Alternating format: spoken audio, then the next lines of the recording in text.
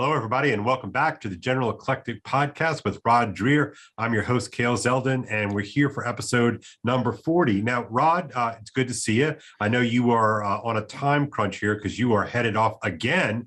You've been doing a lot of traveling these days. So you last week went to California. Wait a minute. Wait. I just want to complain here. Please. I feel like a slave up in my own podcast. You wake me up at the crack of noon. And I know. I mean, some of us have day jobs that require us to get up and dressed early. As in, like when we're recording here at the crack of 9 a.m. All right. I've got these Dan Zane's hair rolling today. It's like a big time bedhead. Anyway, you got serious things on your mind, Kale. I do. Yeah. Sorry, I'm in the jump right in mood today. I'm well caffeinated. I got the extra hour of sleep this weekend. I know lots of people like to complain about that. I will not weigh in one way or the other. But at any rate, you did another trip, sort of a Live Not by Lies trip to Sacramento area, and then followed up with a red eye out to NatCon 2. I was wondering how did it go? What's going on?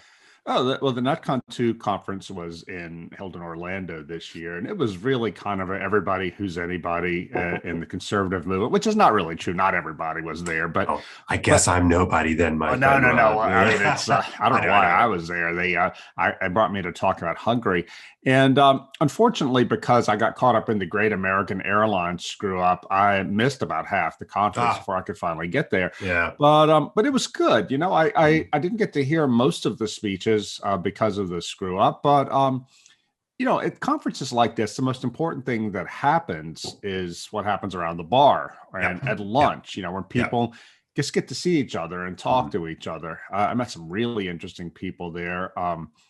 And JD Vance gave a speech at the very end in which he said that universities are the enemy, something that I would have thought just as recently as 3 years ago was crazy. I don't think it's crazy anymore. But can I jump in on that for a second? Yeah, please.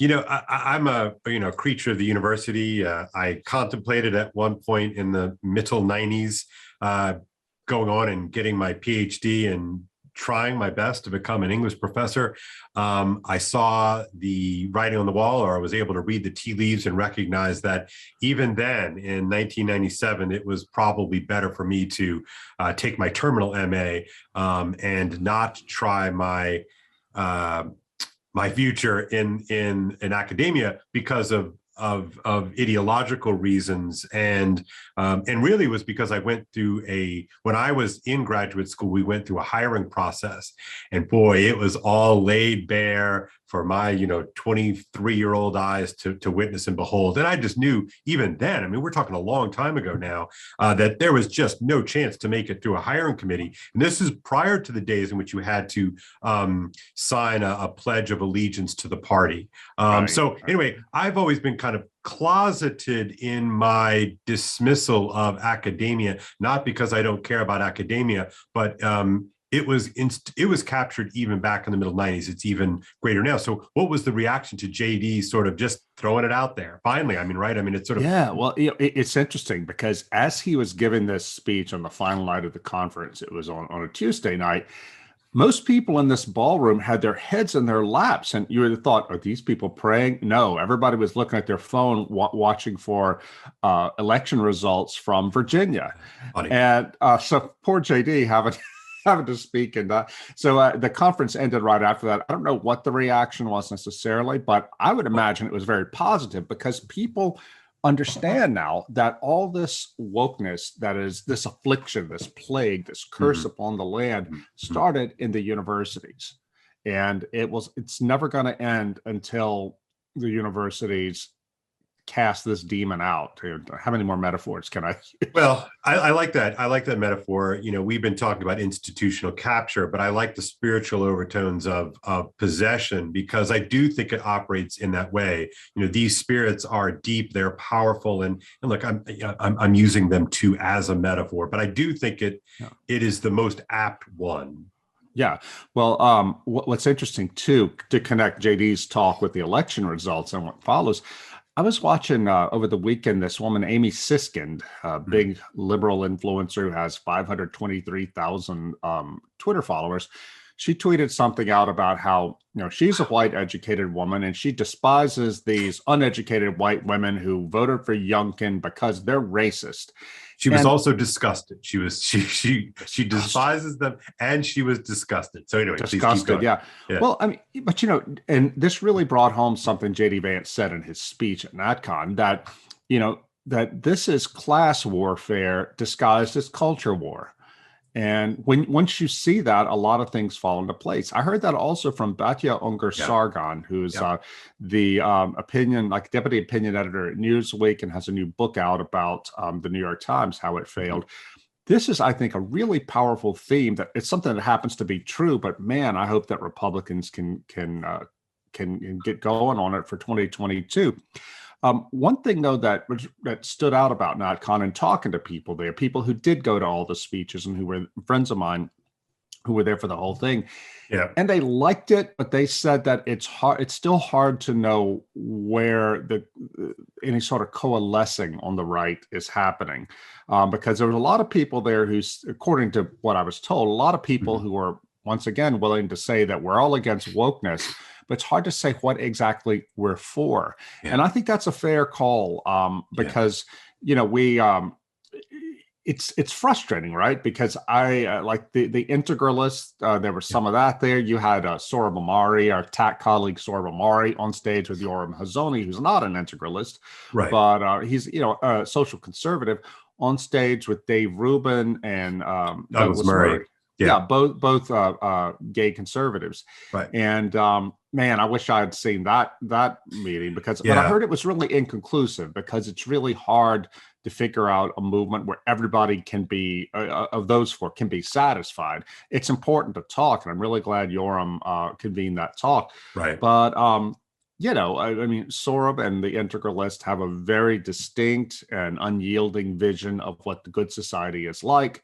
And I think it's fair for Douglas Murray and Dave Rubin to say, all right, where do we fit in? Right. Well, and vice versa, right? I mean, because conservative Christians were stronger on the right, obviously, than gay folks. But within the broader culture with which we in conservative movement seek to appeal, at least for votes, we have got to figure out a way to accommodate gay people, because they ain't going away. And just to be a sensible conservative and to figure out how can we build a coalition. We need to figure out a modus vivendi there. And I think there's still a long way to go on that. Yeah, I agree. I mean, this is where I get hung up on the sort of the politics of statecraft. I know I want to tread lightly here because I don't want to tick anybody off, but I'm really just kind of thinking out loud here. My problem with even your admiration for Viktor Orban style statecraft, for me, I mentally run into the same kinds of problems as what do we do with the fact? I mean, look, if you're Hungarian, it makes a certain amount of sense because you have a very largely homogenous population. You have the galvanizing force of a shared history and a shared language, which is incredibly unique, as you have pointed out to me before. Yeah, they are a tribe. For sure. Yeah, and so therefore the normal sort of tribal markers that create group cohesiveness can fall under a narrative that makes sense. And I'm using my words very carefully here. The story that we tell about ourselves is the big thing. Right. We talk about narratives, but really it's the story that we tell about ourselves. And part of this conversation about a national divorce and the crack up of America, we call it the United States of America. Well, really, what is the basis of that unity in a multi-tribal reality that we live in? And I think, you've been very, fair in asking out loud the question, well, what about the people who don't share your narrative about the United States of America? And so I struggle really with that. And I'm not sure what statecraft looks like in that context. Yeah, well, that's exactly the point. I mean, this is the main point of contention I have with the integralist, who, for those who don't follow this, integralism is a philosophy of government that was promulgated by the Catholic Church that, just put it crudely, it combines church and state, not closely, but it. How would you describe this, Kale? I mean, when I was in college, my professor called it a kind of Caesaropapism, right? It's a joining of the forces of Caesar with the forces of Peter, and the coziness of that, and of course. The papism is more important than the Caesarism, the Caesarism. Right. So anyway, it's a joining of those two forces. And look, I feel like I'm a sellout Catholic, right? I mean, this is where they get me as a conservative is, well, Kale, are you really Catholic if you don't want the church to sort of run the show? And I'm like, not the way I see it. Nope. No, but this is just it. They're like the hardcore. That defines the hardcore political right in Catholicism now. Right. You're an integralist. You want the social kingship of Christ or whatever, and it's not theocracy like some liberals would say, but it is. Right. It does give a privileged place to the Catholic Church in forming the laws of a polity. And I should say that in Imperial Russia, this was the same role that the Orthodox Church had with the state. So it's not just a Catholic thing. Yeah, and I'll say that in the context of this Caesaropapism thing, I remember my professor, who was probably a kind of John Courtney Murrayite Catholic, the great Jesuit political philosopher of the mid-century, that really gave the green light for American Catholics to become cozy with the American project, a kind of anti-integralist. So I'm sure that the John Courtney Murray folks are not all that friendly with our integralist friends. But at any rate, my professor specifically would talk about Caesaropapism as a sort of I don't want to say uniquely, but a more of an Orthodox church reality than a Western Christendom reality. Right, and I think it was a reality. And that bears out historically. If you look at the history of Europe, there was always a tension and an unease between the forces of the papacy and the forces of the various kings of the various countries. Look, this is what Dante's all about, isn't it? Yeah, exactly. And I think probably the last example we had of it was, you might say, the Austro-Hungarian Empire. And even that, I mean, that's to me, that's a stretch. Anyway, please go ahead. In any case, integralists would like to, they're correct, I think, in saying that we have to have a political order founded on the capital G good, or the pursuit of the good. It seems clear now that without that shared sense of the good, liberalism fails. I think this is what Patrick Deneen was saying in his great book. The problem is, where do you find that order? I mean, they have a very clear and logical answer. It is found in the Catholic Church. Okay, but America is a majority Protestant nation that is quickly de-Christianizing. I bet you couldn't find 95 Catholics out of 100 who would be willing to live under an integralist order. So it makes no sense to me, absent radical evangelization and conversion, which isn't going to happen in our lifetime.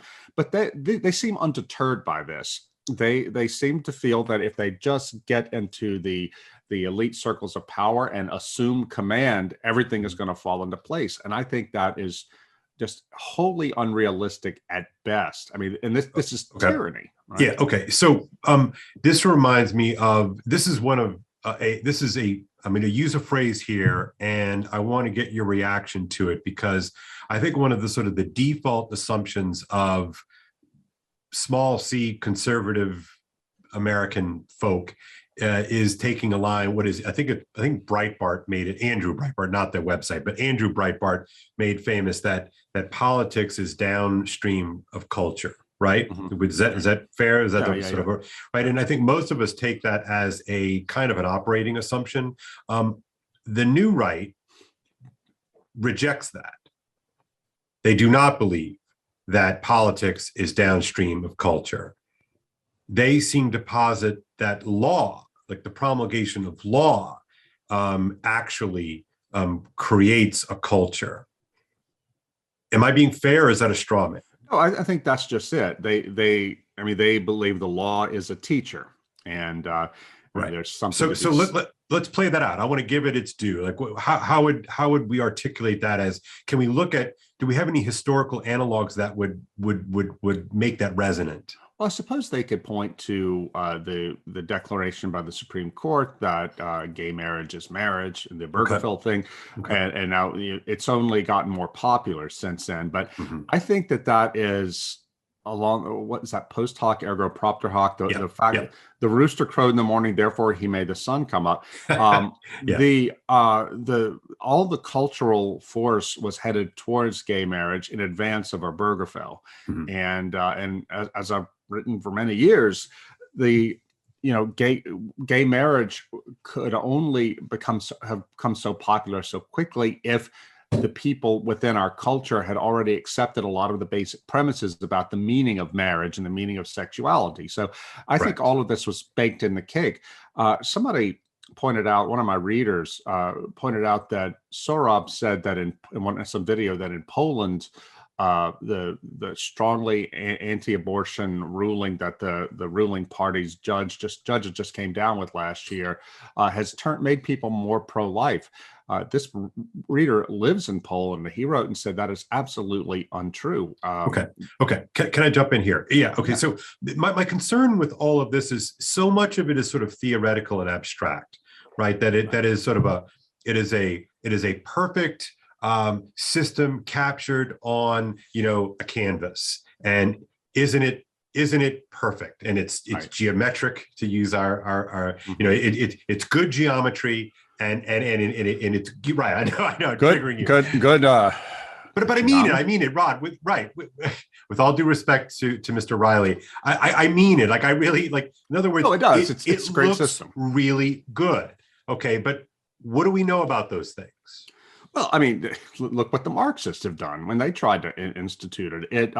It turns into misery for everybody, and even hell in the worst cases. You can't force people to do what they don't want to do unless you're willing to be tyrannical about it. Right. I mean, the law always prescribes. There's no getting around that. But right. And I don't think we're not trying to argue that, though. No, we're not. We're not trying to argue that. But you can't get out too far ahead of people, and to try to impose sort of Catholic integralism on a non-Catholic country, and a country where most Catholics wouldn't want it. I mean, it's just a pipe dream. So I feel like that the integralist, it's intellectually interesting, but it's system building in fantasy land. We have to go ahead. Yeah. All right. So me in my world, I'm a teacher, and especially those of us who sort of live in the humanities space, English and philosophy and theology and history and all this sort of stuff.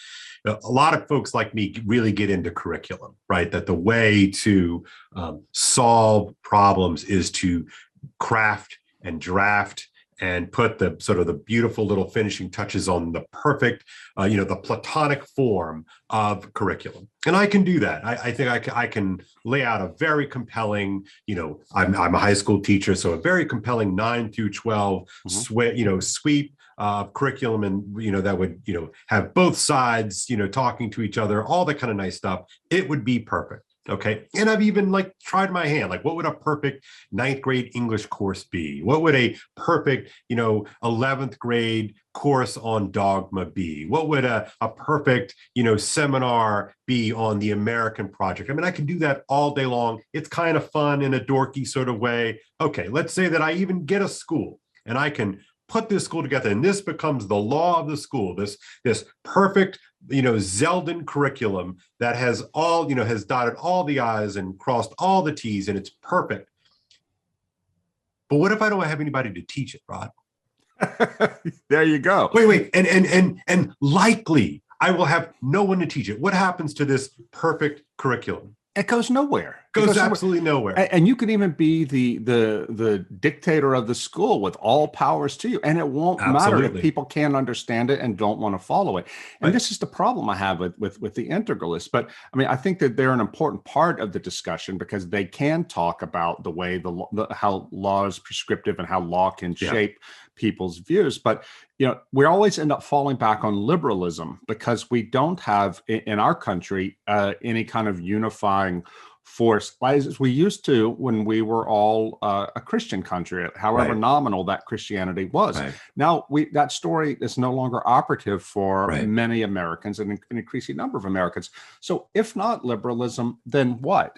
And no amount of complaining about this is going to change reality. And I think God, it's so funny. I've been thinking about what we've been talking about for the last several months. It's like reality, like dealing with what really is. And I'm just so struck by the fact that no matter how much I wish as a Catholic, that this would be a country that was oriented toward the good as expressed in the fullness of faith by, the Roman Catholic Church, et cetera, et cetera. Like I can play that game all day long, but no amount of wishing that to be can get over the fact that this church this country is a de facto Protestant nation that, as you point out, is busy trying its best to shed itself of its Protestant ethos. But all they've done is just gotten rid of Jesus. I mean, we are all still Protestants.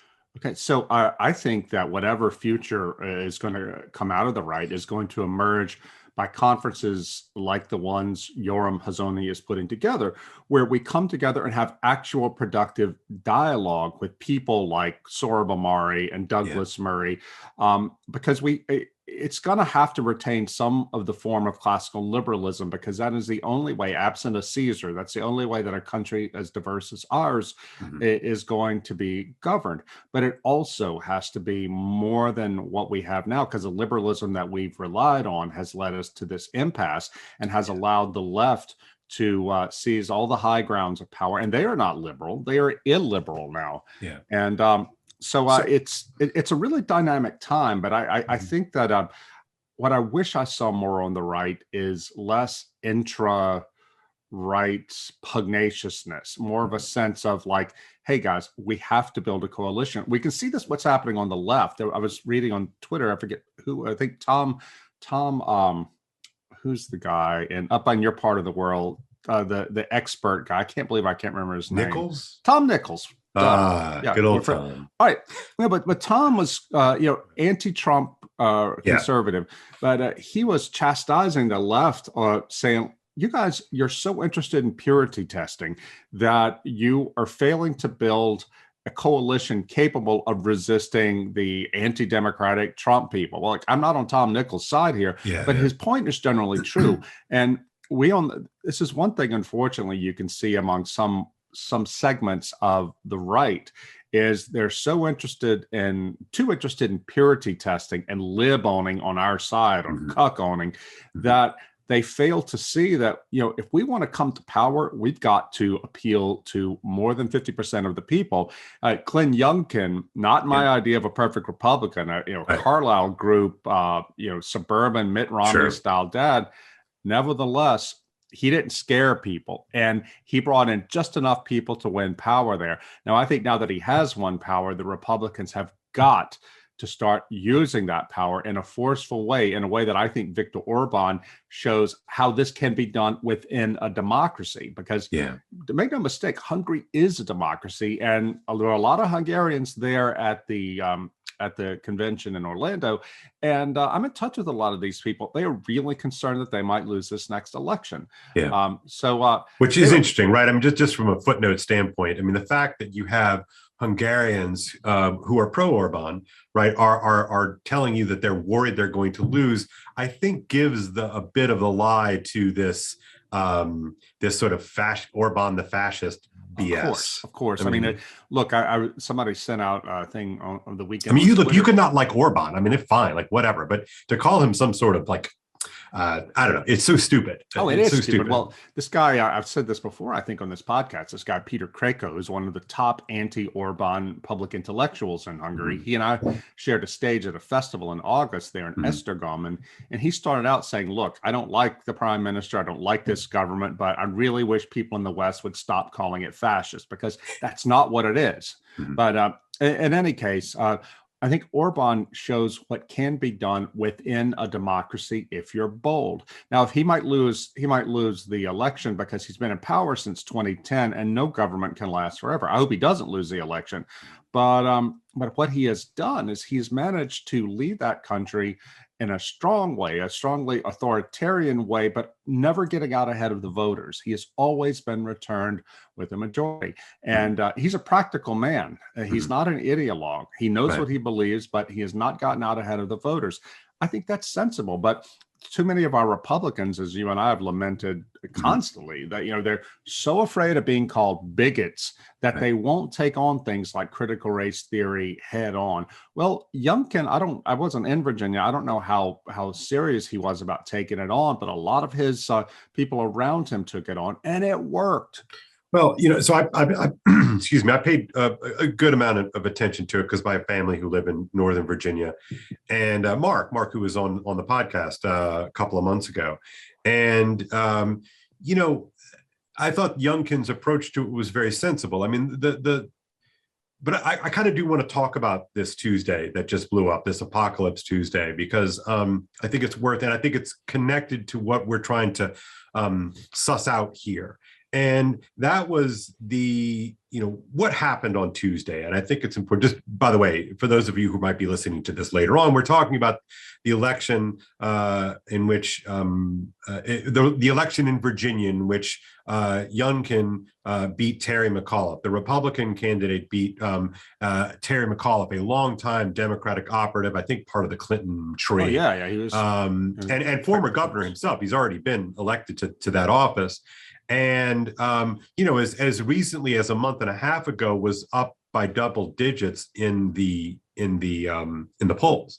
Because it's pretty much a blue state, Virginia. Yeah, especially now, and especially in the immediate churned aftermath of the Trump era, in which Northern Virginia, which is probably I'm bad with numbers, but probably 75% of the population now of the entire state of Virginia, it's all suburban, right? It's one huge big suburb connected to the Beltway and to DC and all of that, and so that state broke real hard against the sort of Trump's Trumpiness. That he lost all of the suburban mom vote, essentially, right? The much maligned Karen vote that I wanted to talk about later on. But apparently, Rod, didn't you know now it is safe, it is open season to be racist and misogynist? Didn't you know? This is incredible. What you're talking open about. Season. Open season. Yeah, is the insane reaction of the left-wing pundits after the election. Went on MSNBC, social media, everywhere, saying this is white supremacy. All these white women who voted for Youngkin, they're racist. And I mean, it's just, in a way, I'm glad that they're doing this. They're showing their cards, because they truly are what John McWhorter calls neo-racist. It is straight up racist, but they live in these bubbles, these media and academic and upper middle class bubbles where this kind of talk is normative. But they can say whatever they want. If it's a white woman, they can say whatever they want. I mean, the gross, heinous stuff. The only other people that you can apparently say whatever you want about is a female statewide elected official in the state of Virginia. You could also say really, really crappy things about her. Winsome Sears. So Winsome Sears. Yeah. Black woman elected to be the lieutenant governor. She's a Republican. Former Marine, a Christian, an immigrant to this country. Did you hear Michael Eric Dyson's awful take on her? Black Georgetown professor. Yeah, said she's not really black. Her mouth might be black, but it's... He called it blackface. Oh my gosh, blackface. I mean, I see a blackface up there talking this, that, and the other, and it's white supremacy. And honestly, really. Okay. Like, See, this is not real. It's so disassociated from the real. It's just incredible to me. All right, but this is the thing. I wish the Republicans would take that and play it endlessly, On a loop. In a loop, because there are a number of people in this country. I have to think still a majority of people who think that is filthy. That is horrible. You can't do this to this accomplished Black woman. She has done so much in her life. Small business owner. She ran a homeless shelter. A veteran.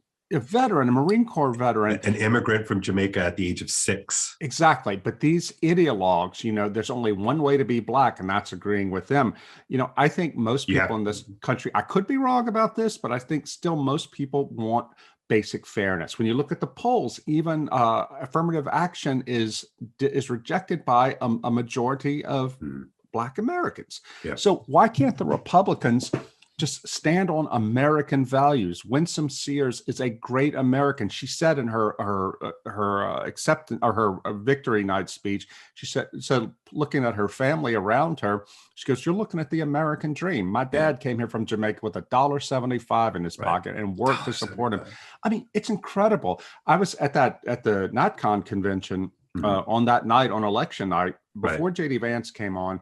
There was a basketball player for the Orlando Magic who came up, and I want to say Chris Isaacs, but that might not be his name. No, I don't know, follow sports. Yeah. Anyway, really interesting guy, a Christian. He a Black guy. He talked about his Christian faith, and he talked about how Jonathan Isaac. Thank you. I'm so bad with sports. I mean, God, I'm so. You are not. Yeah, I'm terrible. You're not a real Southerner, man. You gotta turn that card right back in. Well, that's true. Anyway, he came out there and gave this incredible talk. Dave Rubin interviewed him, and the guy, he struck me as a Democratic voter, but also really interesting, compassionate man. He goes, Christ is my life. Christ changed me, and he doesn't want to fight. He wants to find out, what do we have in common, and that he could have been acclaimed king of the world by that room full of mostly white conservatives, because he was talking like an American, someone who wants to find out, what do we have in common? How can we build on that and go forward? It's the absolute antithesis of the garbage we're hearing from the liberals, from the Democratic Party, and Black folks like Michael Eric Dyson and Nicole Hannah-Jones. This is a winning message, but the Republicans have got to get over being afraid of that. They've got to get over being afraid to talk about the family. I just heard this morning before we came on, Kale, a friend of mine who's a Southern Baptist theologian was recently at a conference in Chicago where they were talking about gender theory, gender ideology, and transgenderism in a very practical way. He said there was a hall full of evangelical parents who get it, who want to know more, who say, we know they're coming for our kids, and the schools are vectors of this. How can we fight it? Where is the damn Republican Party on this? It has got to get its game up. Well, I think two things. I think it's two things. And you've said this before, so this is nothing new. But I think the two things that every sort of educated, upwardly mobile, conservative normie fears more is to be called a racist or a homophobe or a sexist. I mean, I really do think that trio, the specter of that trio wields an incredible amount of governing power. Think about 15 years ago.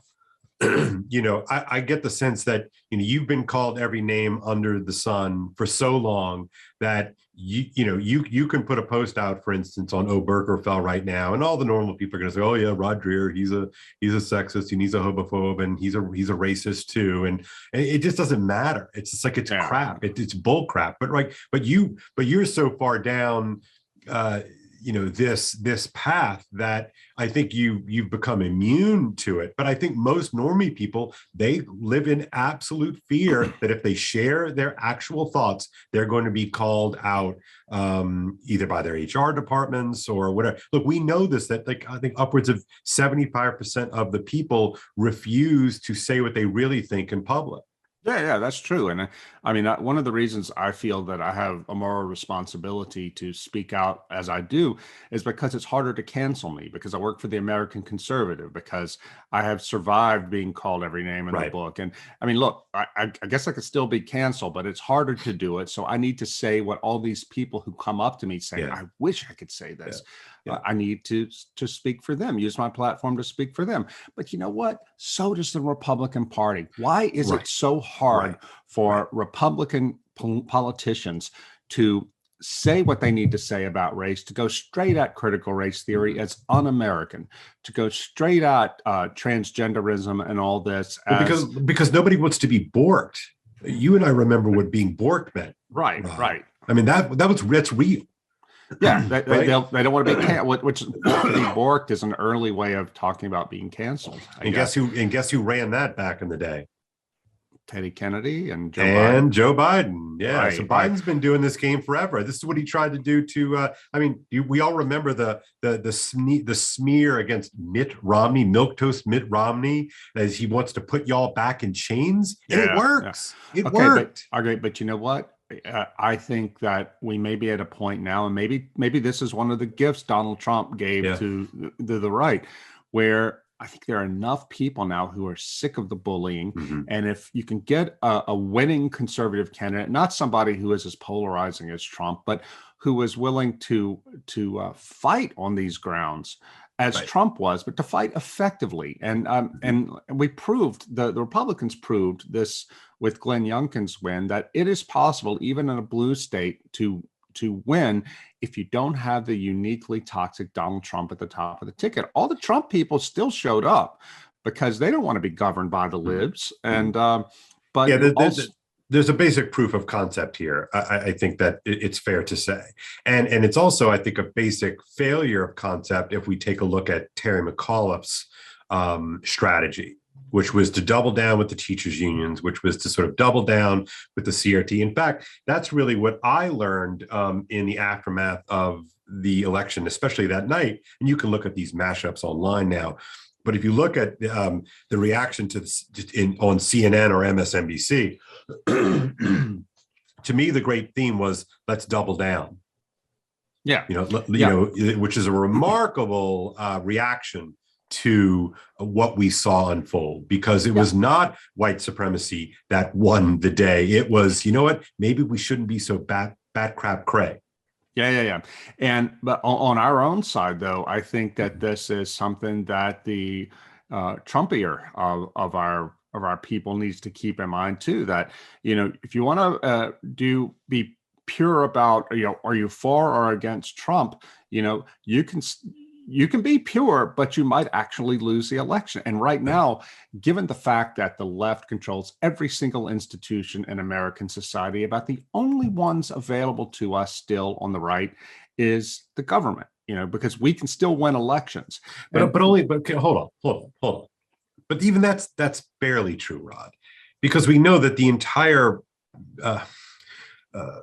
apparatus, the I don't want to say that because people then will then dismiss us because we're talking about the deep state, but the entire unelected apparatus of the government, look.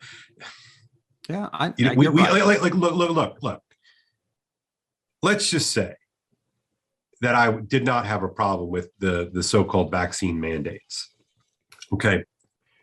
Why is this being done by way of an OSHA regulation, as opposed to a piece of legislation in which people who are responsible to me and you go down onto the floor of the House and the Senate and cast a vote and say, I am for this, I am against this? Why do we even agree to this stupid OSHA thing? Because the regulatory state is massive, and it's almost like the legislature doesn't matter anymore, Rod. You're right about that. And Trump did this too. And George W. Bush did this. Obama did this. The ruling by executive order, because it gets around the messiness of Congress. And people in Congress on both parties seem to be okay with this. It's an abdication of their responsibility. But I mean, that's a whole new kettle of fish. But at least on the right, I mean, even though our power is limited by the permanent bureaucracy, that's the only game in town in terms of institutional control. And maybe if we get into power again, when the White House again in Congress, it's time to do a clean sweep in the agencies. But what else is there though, Kale? I mean, we live in a liberal democracy. The left, the woke left, has captured everything. And I think there's a lot. Banging my gong. I mean, yeah, this is something I talk about all the time. I don't think conservatives take this reality very seriously, frankly. Yeah, and I think that maybe one of the most useful things that could happen right now, useful conversations on the right, is for people, conservatives who know a lot about policy and governing, to talk about what can conservatives in power actually do to lessen the power of the left within the governmental institutions. I think this is hugely important because, we often downplay that, and we on the right tend to be satisfied if we just win political office. We've got the White House now. Well, it doesn't really matter if the conservative president is being sabotaged at every turn by the bureaucracy that is supposed to be answerable to him. Well, and it'll be used by the cynical left, in my opinion. It'll be used like, the conservatives are complaining about, not having any power, yet they own the Supreme Court, and blah blah, and they'll play this sort of game. If a Republican happens to win an election like Youngkin does. But that kind of cynicism just can't be paid attention to, and I think one recourse I think we have is to simply expose the loudest, most ridiculous voices, in the cultural manufacturing sectors, to what they are really about. And what I was so struck by, another thing that I was so struck by, which is connected to what we're talking about, Rod, is this line. They'll say something like, in the state of Virginia, a small group of reactionary Republican activists made this election about so-called critical race theory, which doesn't exist. And then they'll da-da-da-da. And you're like, wait, stop that. It is a thing. It has total dominance in our educational establishment. Mm-hmm. And to hear pundit after pundit after pundit say that it doesn't really exist, it's just a Republican conspiracy theory, it's a code for whiteness, it's more than I can handle, honestly. Yeah, but let me tell you, who has done just great work, a real victor last Tuesday, was Christopher Rufo. Oh, for sure. Citizen activist who took it on himself to go David versus Goliath against the critical race theory industrial complex. And he was just tireless, and people kept leaking to him actual documents from within corporations, within institutions, and he blasted it out, made it public. So it became impossible to deny that this stuff is going on. Wait. It made it impossible to deny, because Rod, you and I both watch TV, or at least YouTube. Didn't seem like they were. It seems like they didn't. The pundit class doesn't think it's impossible to deny. Right. But the message was able to get out, used on the internet, got around the gatekeepers. And it's funny. I was just thinking as I'm saying this, I wish there had been a Chris Rufo back when I was writing about the Catholic abuse scandal, because I had people calling me constantly when I was at National Review with the Dallas Morning News saying, "Here's what's going on. Can you somebody needs to expose it." I'm like, well, do you have documents? These are people who had access to documents. Well, no, I couldn't possibly do that. Right. But guess what? If you want to see that kind of change, you've got to leak the documents. And Chris Rufo has shown what somebody who's tireless and focused and goes like a honey badger against these people, right, that has actual documents to show, like, look, they're lying. I have the receipts here. I mean, man, it's been terrific. I think somebody said after Tuesday's victory, I think it was Scott McConnell, one of the founders of the American Conservatives, said on Twitter that Chris Rufo might be the most important conservative activist since Phyllis Schlafly, which is a huge compliment. And I think that's true. Like, I think it's legit. I mean, I follow him on Twitter, and I think he's done incredible work that real move the needle work here. Yeah, and I think, and as he loves to say, I'm just getting started. We're just getting started. I think may 1,000 Chris Rufos bloom, because if the Republican Party won't do the work of exposing these people, then it's going to have to fall to courageous grassroots conservatives like Chris Rufo. And more power to him. But we need Chris Rufos for every to magnify the voice of whistleblowers everywhere. But in the end, as we started this conversation about NotCon, it can't be enough just to say what we're against. We're all against wokeness. We know that. Where do we go forward? I mean, what is the sort of thing that can appeal to people? And I tell you, as much as I hate it as a conservative Christian, we have to come up with some kind of workable program that incorporates lesbians and gays. I think transgenderism is too far, but homosexuality, that's a done deal in our culture. I don't like it, but and again, why? I mean, Rod, I think it's important for the reason why we don't like it, quote unquote, is that you and I both believe that there's such a thing as a divine order, and that that all of us are made for a special and divine telos. Right. And by virtue of our faith commitments, we understand that part of that divine order allows or calls for us to submit ourselves to it, not the other way around. I think that's a really important point. We believe that we are made for more than that. Exactly. I mean, it's not like gays are gross. Right. I don't believe that at all. I mean, I'm not in the least, but I do believe that there is a divine order and that we have to order ourselves around that.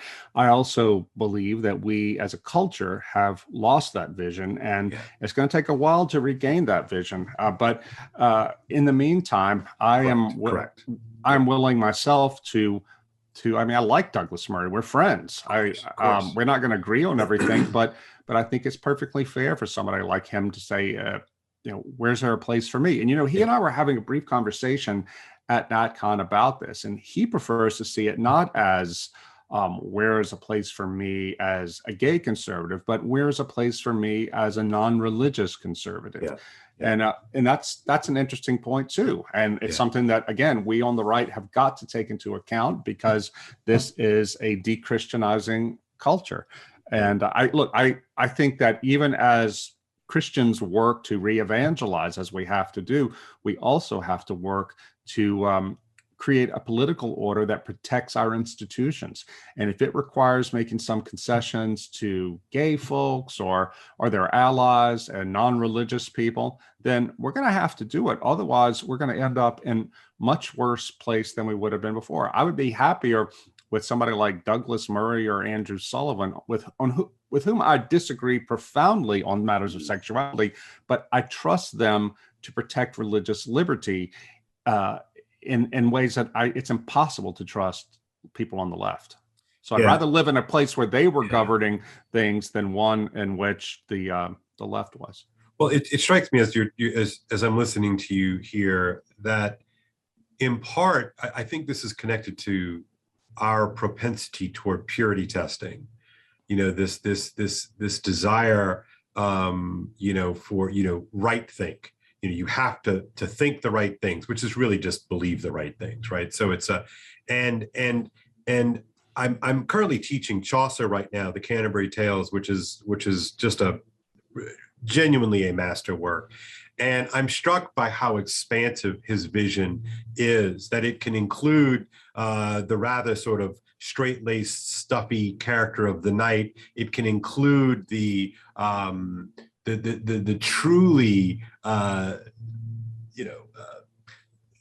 the miller is a bad guy. I mean, he is crude and he's crass and he is kind of a cynic, right? But it can include the prioress, and it can include the partner. It can include the parson and the plowman and the cook and all of these characters, and yet all of them are on their way to Canterbury, and I do think that the faith in its most generous and broad and expansive way can be that kind of collector, that kind of that kind of force to orient us toward the good, even if we ourselves may be confused in the mechanisms by which we get there. Look, it's generous. You know what I mean? Yeah. I mean, look, I guess I'm a Burkean conservative in the sense that in the order that I would like to see, political order I would like to live in, things would be guided by Christian values, but I don't believe that it's a good society to crush people who don't agree. And now that I mean, this is part of the problem I have with the integralists, because they create the perfect system that puts people in their place. If they don't sign, they want to privilege Catholics and baptize Catholics. Maybe not all of them do, but classical integralism does. And again, it makes perfect logical sense. But that would be monstrously unjust, I believe, in a country like ours. And I want people, as a conservative Christian, want people who are gay and lesbian, for example, to have as much freedom in the private sphere to do what they want without feeling like they're being crushed by us. Now, if any restriction at all, they're going to claim, this is oppression. But I don't think that's true. And I think that it should be possible to create a political order that privileges the traditional family without saying, anyone who doesn't fit into this mold has to run back to the closet and hide away, because I don't want to see that happen. Right. Yeah, no, and I think it has to be grounded in the fact that we live in a pluralist world, and it is a world now. It's not a locale. So look, I think we need to end it here, but I'm upset we didn't get a chance to talk about the magnificent Kendi tweet of this past week, which is he tweeted out an article. Now let's talk about it. We have time. Okay. Carry on. Okay, good. So Kendi tweeted out. By the way, Kendi charges Ibram X. Kendi, right? Sorry, Ibram X. Kendi. Henry Rogers. Ibram X. Kendi tweeted out. Oh wait, sorry. First things before I get to the tweet. Part of the Virginia madness is that I think it was the Fairfax County School District, or maybe in Loudoun, but one of those very wealthy, very white school districts paid Ibram X. Kendi $20,000 for a 45-minute Zoom chat with no Q&A. 20 grand, Rod. Nice Rod, work if you can get it. Rod, 20 grand. Like, wow, I'll do it for half. Anyway, so part of it. So anyway, Ibram X. Kendi, sort of really the great popularizer of this sort of woke baby moment we're living in right now, anti-racism and all of that. He tweeted out, I guess it's about a week ago, an article that said, a third of college applicants lied on their college application, claiming BIPOC status, Black or Indigenous person of color status. And of those who lied about their BIPOC credentials, whatever that means, 75% of those applicants got in. And so he tweeted this out. And then very quickly, everybody jumped in like, doesn't this mean that your essential claim about the endemic, racism, systematic racism is actually crap? I mean, what do we make of this? Either he's really dumb or he's really cynical.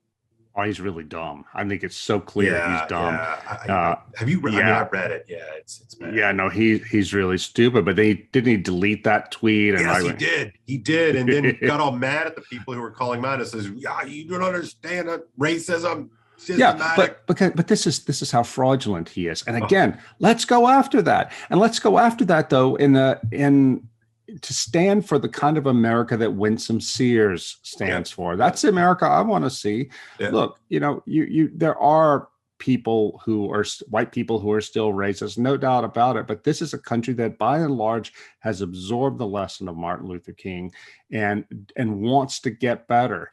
But that's not getting better doing what this neo-racist Ibram Kendi and his troll followers want to see. But this is just a classic example of how he's just so dumb. He didn't even realize what he had done. Yeah, I mean, he tweeted out the kryptonite of his entire claim. Yeah, I mean, it's exactly. just an incredible moment. God, I love Twitter for that. And he's too stupid to see it. Yeah. This is an incredible thing. But here's the thing. How many people in the mainstream media took note of that? I bet none. Okay, so you have more experience with media folks than I do. I mean, I just get to see them on TV. You actually have, interacted with them a lot.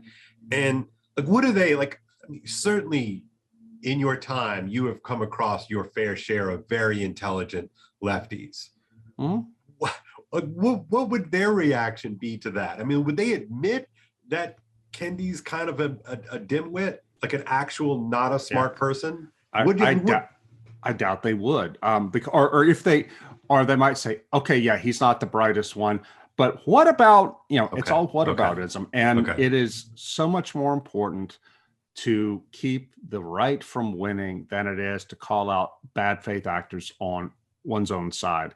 And this message discipline, it doesn't have to come down from on high. It is internalized by almost every leftist in the media. There are people who I've talked to, honest journalists who are on the left, who work in the mainstream media. There are some, and they've told me privately that that since Trump was elected, the panicked response within those institutions is never pay any attention to people on the right, because just to pay attention to them means to give them a platform, give evil a platform.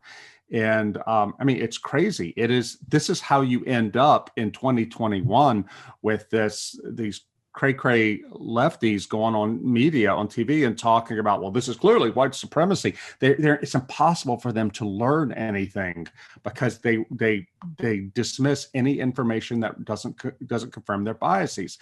Again, what I worry about is that we not fall into the same boat. And you do see this with some of the hardcore Trumpers, like, well, you can't believe what David French says because he's, and I don't agree with David French on many things, but you can't just do the argumentum ad hominem and say anything he says is wrong. Right.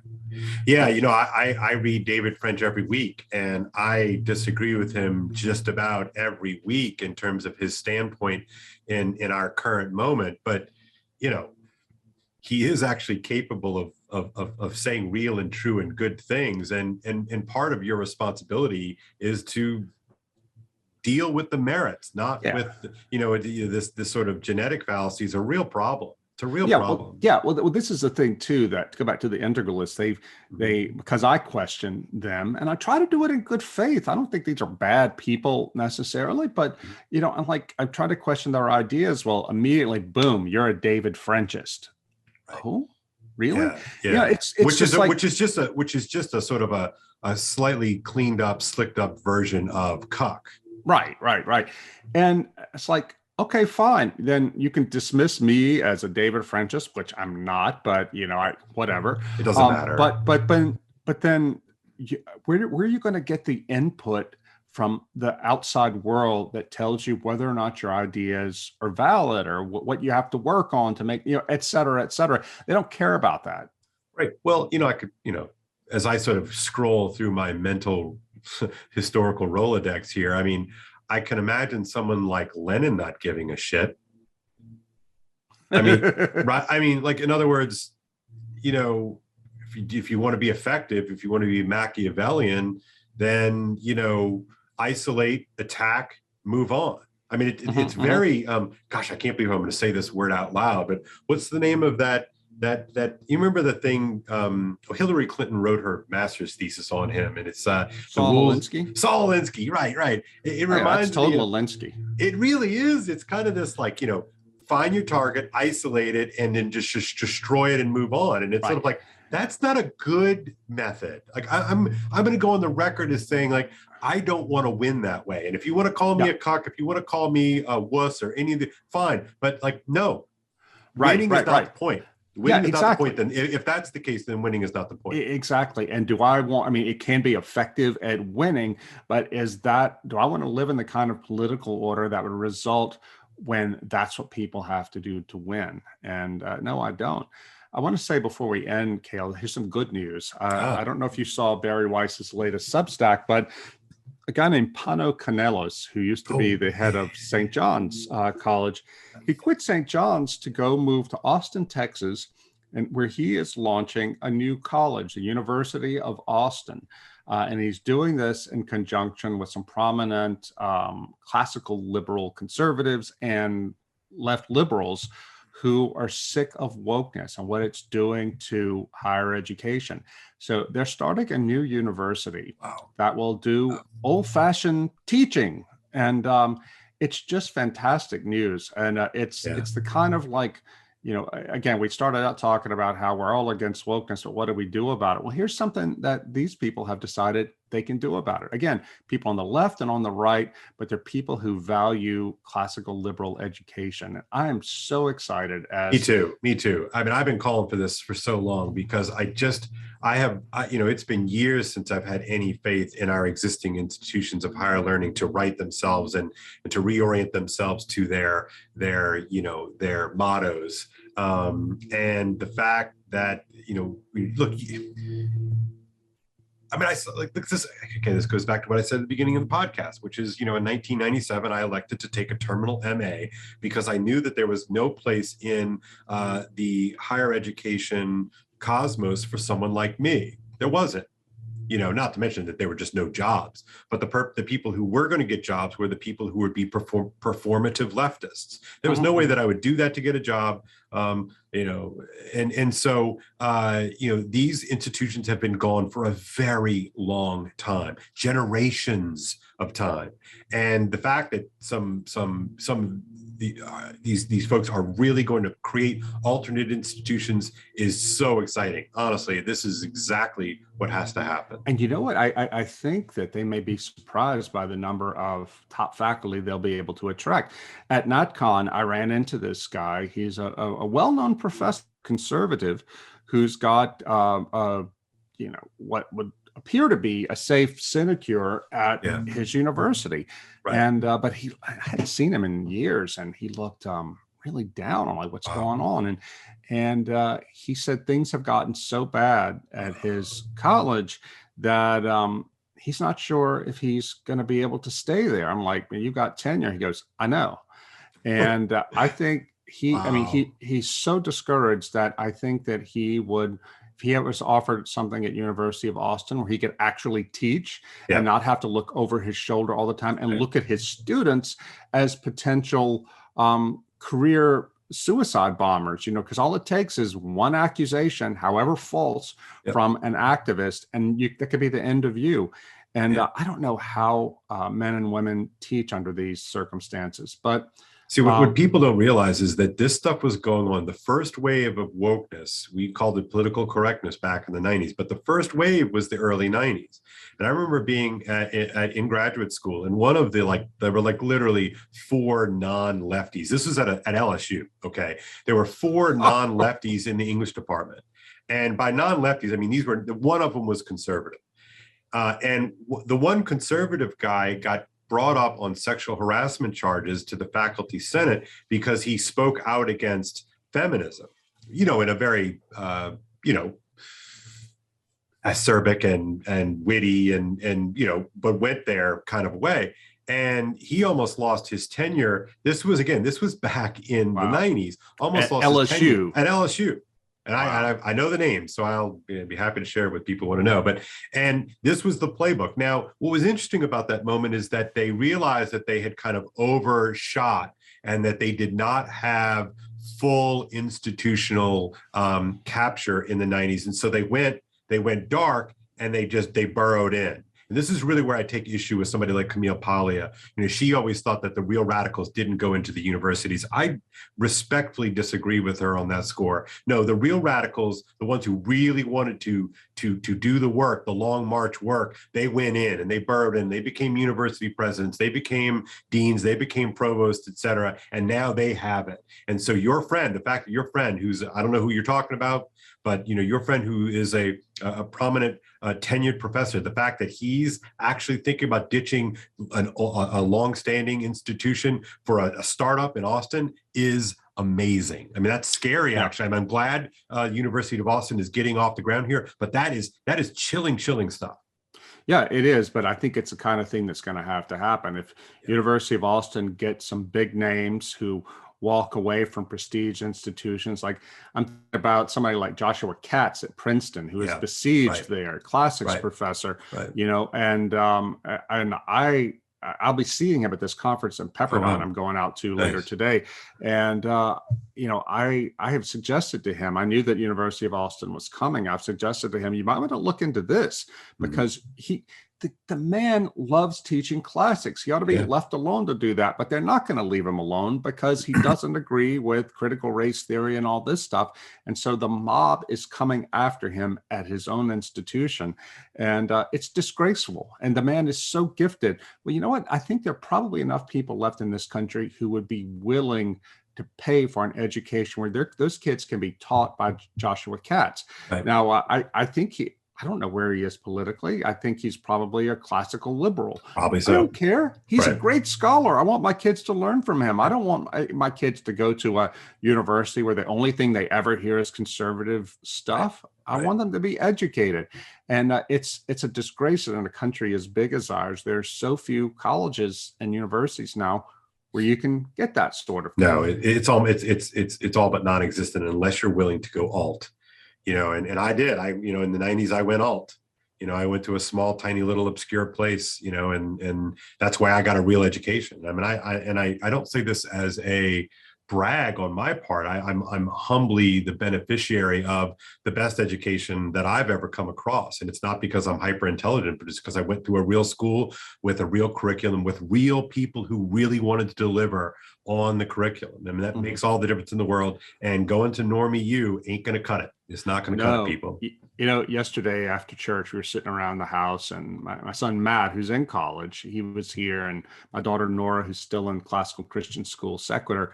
And they started joking about the ancient Greeks. And I was like, get out of here, you classically educated kids. Yeah. I mean, and they get that. Matt didn't get that at college. They got that in their high school, which is just run on a budgetary shoestring. It can be done. It's not a gifted and talented school. It's a normal school that teaches according to the classical model and expects a lot out of students. And boy, do they get a lot out of these students. And just the genuine treasures of the collective tradition, right? And it's the tradition as handed down to us by the old books, as C.S. Lewis would have it, is not like some sort of conservative bullet point reality. It's varied and it's truly diverse. Like, it's actually diverse, not this BS diversity. And so it's a sad canard against classical curriculums to suggest that it is code for white supremacy. It's such garbage. It's such garbage. Yeah, Glenn Loury, this is the one speech I was sorry I missed at NatCon. Glenn Loury, the black scholar at Brown University, he gave a talk on the first day in which he said, Newton is mine. Yeah. Milton is mine. Yeah. Because he is a man, Glenn Loury, of the West. He has a black skin. His people came to this country from Africa as slaves. Yeah. But he is an inheritor of the Western tradition as much as I am. My people came to this country from Northern Europe. Dante is mine. Yeah. This Tuscan. Right. You're not Italian or Tuscan. Right. But he's yours. Yeah. And this is one of the glories of the liberal tradition, that we can lay claim to all of this, even if it's not part of our genetic tribe. And yet the left is destroying it. But I think that, the victory in Virginia, I don't want to overinterpret it. And again, Youngkin is not a change candidate. He's a normally Republican.